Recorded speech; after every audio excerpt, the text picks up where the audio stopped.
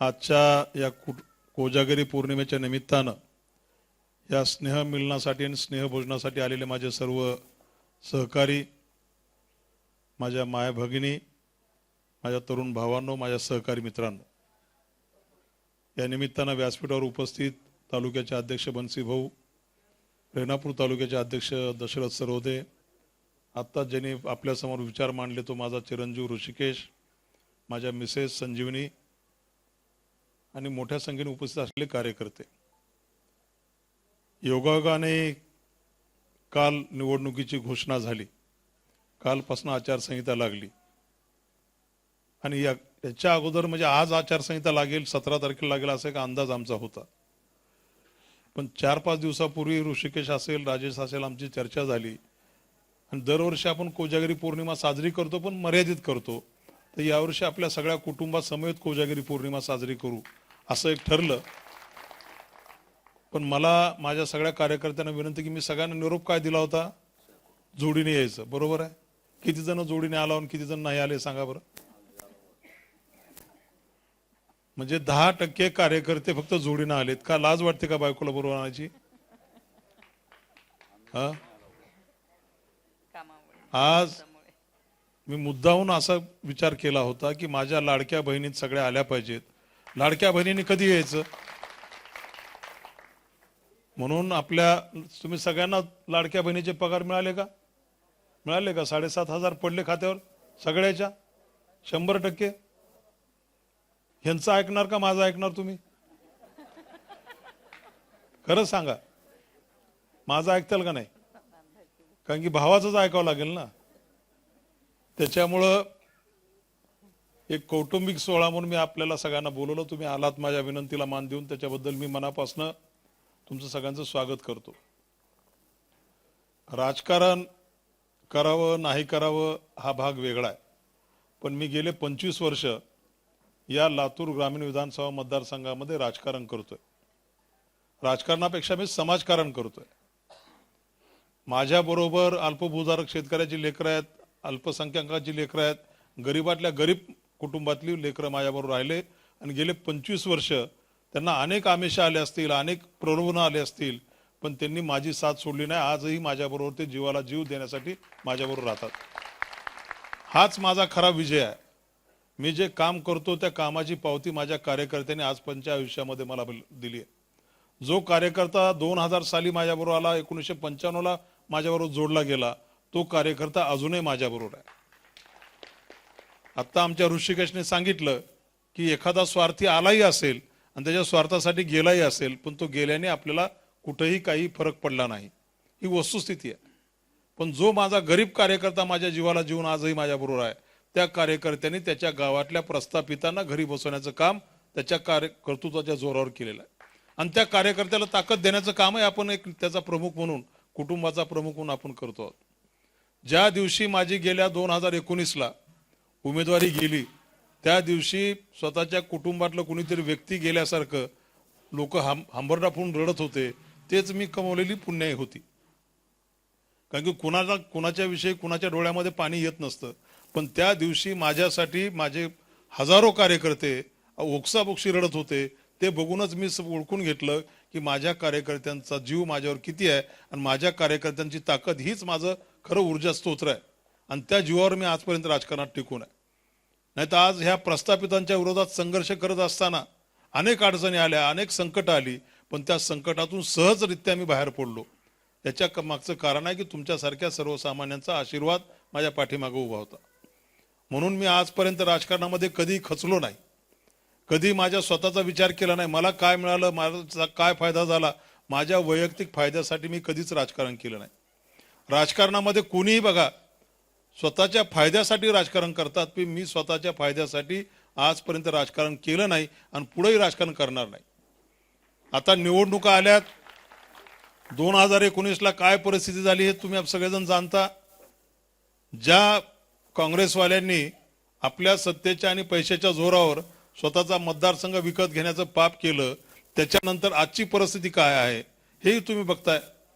आज त्यांना काय एवढं रस्त्यावर फिरावं लागतंय, सगळं कुटुंब. काय झालं रे? सगळं कुटुंब त्यांचं आज गावोगाव फिरतंय. ही फिरण्याची का वेळ आली? आज त्यांना लक्षात यायला लागले की आपली परिस्थिती अत्यंत वाईट आहे, म्हणून ते आज घरोघर फिरण्याचा प्रयत्न करतायत, सर्वसामान्य माणसाला भेटण्याचा प्रयत्न करतायत. ज्या माणसाला अनेक कार्यकर्त्यांनी 5 फुटावरून बघितलं नाही, तो माणूस आज रस्त्यावर येऊन काय चाललंय म्हणायला तयार झाला. आज त्यांच्या जिल्हा परिषद सर्कल वाईज बैठका होत्या. त्यांचे ज्येष्ठ नेते सहकार महर्षी काल काय म्हणले माहिती तुम्हाला? या बैठका कशासाठी आपण घेतोय? मी रोज बघतोय तेच चेहरे माझ्या समोर आहेत, नवीन चेहरा कोणीच दिसत नाही. याचा अर्थ काय? म्हणजे जे ठराविक लाभार्थी कार्यकर्ते त्यांचे आहेत तेच कार्यकर्ते तिथं घोटाळा करून तिथं त्यांच्या समोर जात आहेत आणि त्यांना नवीन कार्यकर्ता कोणी दिसत नाही, म्हणून त्यांचा हा केविलवाना प्रयत्न चालू आहे. पण येणाऱ्या काळामध्ये मी तुम्हाला स्पष्टपणे सांगतो, आता ऋषिकेश सांगितलं की आपल्याला झेंडा रोवायचा आहे वगैरे वगैरे, सगळं मान्य आहे. आपला पहिला हक्क भाजपवर आहे, कारण की भारतीय जनता पक्ष जगवण्यामध्ये, भारतीय जनता पक्ष वाढवण्यामध्ये आणि टिकवण्यामध्ये मी माझ्या रक्ताचं पाणी केलेलं आहे. आज माझ्या मतदारसंघामध्ये रेणापूर तालुक्यामध्ये भारतीय जनता पक्षाचं काम होतं, वर्क होतं, मुंडे साहेबांचं तिथं सगळं काम होतं. पण लातूर तालुक्यामध्ये आम्हाला बसायला पोतं मिळत नव्हतं. त्या तालुक्यामध्ये सुद्धा भारतीय जनता पक्षाचं प्रबळ असं काम, बरोबरीचं काम आम्ही उभा केलेलं आहे. आणि भारतीय जनता पक्षाने याचा विचार करून आपल्याला न्याय दिला पाहिजे अशी माझी स्वतःची भूमिका आहे. पण राजकारणामध्ये पावले आप्पा काय होईल काही सांगता येत नाही. अनेक जण जातीचे गणित मांडतायत, अनेक जण काही वेगळे गणित मांडतायत. पण सगळ्यात पहिला अधिकार हा आपला आहे आणि त्या अधिकाराला जर समजा अजून परत आपला पक्ष बळी पडला तर माझं स्वतःचं मत मी तुम्हाला सांगतो की मी या वर्षी कुठल्याही किमतीमध्ये निवडणूक लढवणार आहे. कारण की या वर्षी मी काही झालं तर माझ्या आयुष्यातली शेवटची राजकीय लढाई आहे. माझंही वय 60 वर्ष झालं. या पक्षाला वाढवण्यामध्ये, जोपासण्यामध्ये, कार्यकर्ते उभे करण्यामध्ये माझे 25 वर्ष आयुष्य गेले आणि 60व्या वर्षी जर मी नाही लढलो तर मी कधी लढणार आहे? त्याच्यामुळं मी मनामध्ये पक्क ठरवलं आहे, पक्षही माझ्यावर अन्याय करेल अशी परिस्थिती नाही. पण राजकारणामध्ये काही सांगता येत नाही, म्हणून आपण आपल्या मनाची तयारी ठेवली पाहिजे. आणि जर तुम्ही सगळेजण माझ्या पाठीमागे खंबीरपणे उभा राहणार असाल तर मी 100% यावेळेसची उमेदवारी लढवणार आहे. आणि मला स्वतःला माहिती आहे की माझ्या मतदारसंघामध्ये मी गेले 20-25 वर्ष जे काही पक्षाची बांधणी केलेली आहे त्या पक्षाची बांधणी मला सोडून कुठेही इकडे हलू शकणार नाही. 4-2% स्वार्थी जातीलही, किंवा विरोधकांना सुद्धा माहिती की रमेश कराडशिवाय या मतदारसंघामध्ये या काँग्रेसला मस्तवाल सत्ताधाऱ्यांना कोणीच टक्कर देऊ शकत नाही. हे सत्ताधाऱ्यांनाही माहिती आहे आणि विरोधकांनाही माहिती आहे. आणि सगळ्यात महत्वाचं, काँग्रेसवाल्यांना भीतीच माझ्या रमेश कराडची आहे, हे तुम्हालाही लक्षात येत असेल. त्यांची सुद्धा त्यांनी देव पाण्यात ठेवलेत की रमेश कराडला उमेदवारी मिळू नये. बरोबर आहे? ही का भीती वाटावी? कारण की रमेश कराडनी माझ्या कार्यकर्त्यांचा कधीच सौदा केला नाही. रमेश कराडनी कधीच कुणापुढे झुकला नाही. रमेश कराडनी कुठल्याही कार्यकर्त्याला कुणाच्या पुढे झुकू दिलं नाही, म्हणून त्यांना ही भीती आहे. त्यांना एक वाटतं की रमेश कराडचे कार्यकर्ते गरीब आहेत, फाटके आहेत, पण रमेश कराडसाठी प्रामाणिकपणे काम करतात, ते कुठल्या आमिषाला बळी पडत नाहीत, हे त्यांना माहीत असल्यामुळं त्यांची ही धडपड चालू आहे. पण यावेळेस तुम्हाला सांगतो की यावेळेस कुठल्याही किमतीमध्ये आपण काँग्रेसवाल्यांचा पराभव करणार आहोत. मग ते कमळाचं फूल का अजून कुठलं चिन्ह हे मी आज सांगत नाही. आणि एक तुम्हाला सांगतो, मी 24 तारखेला निवडणुकीचे उमेदवारीचे फॉर्म घेणार आहे आणि 29 तारखेला सकाळी 11:30 वाजता 11:30 पावणे 12च्या दरम्यान आपण उमेदवारी अर्ज आपला दाखल करणार आहोत. जर भाजपने बी फॉर्म दिला भाजपचा, नाही दिला तर अपक्ष. आता माघार नाही, कारण की आपल्या मुठीमध्ये काय ताकद आहे ही कळाली पाहिजे. गेल्या वेळेस मी कुणालाही म्हणलेलं नसताना गेल्या वेळेस माझ्या कार्यकर्त्यांनी जिद्दीने 30,000 नोटाला मतदान केलं. किती? 30,000. आणि 15-20% आपल्या मतदारांनी मतदानच केलं नाही. रमेश आपण आहे तर कशाला मतदान करायचं म्हणून त्यांनी मतदानच केलं नाही. आणि आमच्या कार्यकर्त्यांनी त्यांच्या लेवलवर प्रयत्न करून 30,000 नोटाला मतदान पडलं, म्हणजे चेष्टा आहे का? देशामध्ये विक्रमी मतदान नोटाचं आपल्या मतदारसंघामध्ये झालं. आणि त्याच वेळेस जर मी निवडणूक लढवली असती त्यावेळेस मला असं वाटलं की आपण जर निवडणूक लढवली असतं आपण सहज जिंकलो असतो, असं मला त्यावेळेस पुन्हा नंतर वाटलं. म्हणून यावेळेस मी ठरवलं की काही हो, आपल्याला निवडणूक लढवायची पावले आपण. परिस्थिती आता अतिशय चांगली आहे. आपण दिलेल्या योजना असतील, आपण दिलेले काम असतील, आपण दिलेला विकास असेल, या सगळ्याच्या जोरावर आपल्याला ही निवडणूक लढवायची आणि ही निवडणूक आपल्याला जिंकायची आहे. पण ही नुसतं आपण बोलून चालणार आहे का? आपल्याला शपथ घेतली पाहिजे, आपल्याला एक वचन घेतलं पाहिजे, आपल्याला एक संकल्प केला पाहिजे की आजपासून 20 तारखेपर्यंत मतदान होईपर्यंत मी स्वस्थ बसणार नाही. एक एक मत आपल्याला कसं मिळवता येईल याच्यासाठी आपण सगळेजण मिळून प्रयत्न करूयात. आणि जोपर्यंत आपण आपला संकल्प सत्य आहे, आपल्या पोटामध्ये पाप आहे का? आपल्या पोटामध्ये कुणाचं वाटोळ व्हावं असं आहे का? आपलं जे काय आहे ते विकासाच्या दृष्टीने आपलं काम चालू आहे आणि आता जे काय आपण करतोय त्याची पावती 100% आपल्या मतदारसंघातली जनता आपल्याला देणार आहे. विशेषतः आपल्या महिला भगिनी देणार आहेत. तुम्ही काही जरी म्हणलात तर यावेळेस महिला भगिनींचं आपल्याला चांगलं मतदान, दरवेळेसपेक्षा 15 ते 20% मतदान हे आपल्याला जास्ती मिळणार आहे.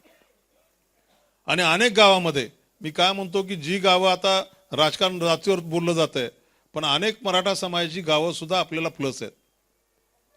त्याच्यामुळे कुठलाही जातीभेद न करता आपण सगळ्यांनी मिळून, आपण एका कुटुंबातले, एका परिवारातले आहेत. माझा मतदारसंघ माझा कुटुंब म्हणून मी जबाबदारीने पार पाडतो. त्याच्यामुळे माझ्या कुटुंबातला प्रत्येक माणूस हा माझा आहे या भावनेने मी आजपर्यंत काम केलंय. मी कधी कुठलाही विकासाचा निधी असेल, कुठलंही काम असेल, मी जात धर्म बघून कधी केलं नाही. माझ्या कार्यकर्त्यासाठी, माझ्या कार्यकर्त्याच्या स्वाभिमानासाठी, माझ्या कार्यकर्त्याला त्या गावात इज्जत वाढवण्यासाठी म्हणून मी कामं केलेली आहेत. कधी काम देताना एखादा कार्यकर्ता नाराज झाला असेल, पण तो नाराज न होता त्याला दुसऱ्याला कसं गावासाठी काम आपल्याला चांगलं करता येईल याच्यासाठी आपण आजपर्यंत प्रयत्न केला आणि भविष्यातही करणार आहोत. त्याच्यामुळे माझी सगळ्यांना विनंती आहे, आता ह्या 8 दिवसामध्ये अनेक अफवा चर्चा होणार आहेत. आपल्या मतदारसंघ हा भारतीय जनता पक्ष लढवणार हे 100% आहे. कारण त्या दृष्टीनेच आपल्या भारतीय जनता पक्षाची सगळी यंत्रणा, म्हणजे आपल्याकडे छत्तीसगडचे प्रभारी असोत, आपल्याकडे अजून केंद्रीय मंत्री असोत, आपल्याकडे अजून वेगवेगळे प्रभारी येणं असेल, या सगळ्या गोष्टी आपल्या पक्षाच्या माध्यमातून चालू आहेत. याचा अर्थ आपला मतदारसंघ हा भारतीय जनता पक्ष लढवणार आहे. मलाही तसा शब्द आपल्या नेतृत्वाने दिलेला आहे. पण जोपर्यंत आपल्या पोटात जात नाही तोपर्यंत आपलं खरं नसतं. आपला स्वयंपाक आपण केलाय, पण ते निवेपर्यंत, ते पोटात जाईपर्यंत आपल्याला वाट बघावं लागते. त्याच्यामुळे ज्या दिवशी आपल्या पोटात घास जाईल त्या दिवशी तो आपला, असं समजून आपण कामाला लागायचंय. एवढंच मी तुम्हाला सगळ्यांना सांगतो. परत एकदा जास्त न बोलता, आता पावसाचं वातावरण असल्यामुळं, पुन्हा पाऊस येण्याची शक्यता असल्यामुळे जास्त बोलत नाही. पण माझ्या माता भगिनींना एक हात जोडून विनंती आहे, आमचे जे पुरुष, आमचे जे सहकारी, आमचे भाऊ आहेत, ते भाऊ रस्त्यावरच प्रचार करतात, कधीच कुणाच्या घरी जात नाहीत. तुम्ही बाया माणसांनी ठरवलं तर तुम्ही गावातल्या 50-100 बायांना 1-2 तासात बोलू शकता. तुम्ही सगळ्यांनी गावातल्या बायांना बोललं पाहिजे की आपल्याला भाजपला मतदान करायचंय, आपल्याला रमेश आप्पाला मतदान करायचंय.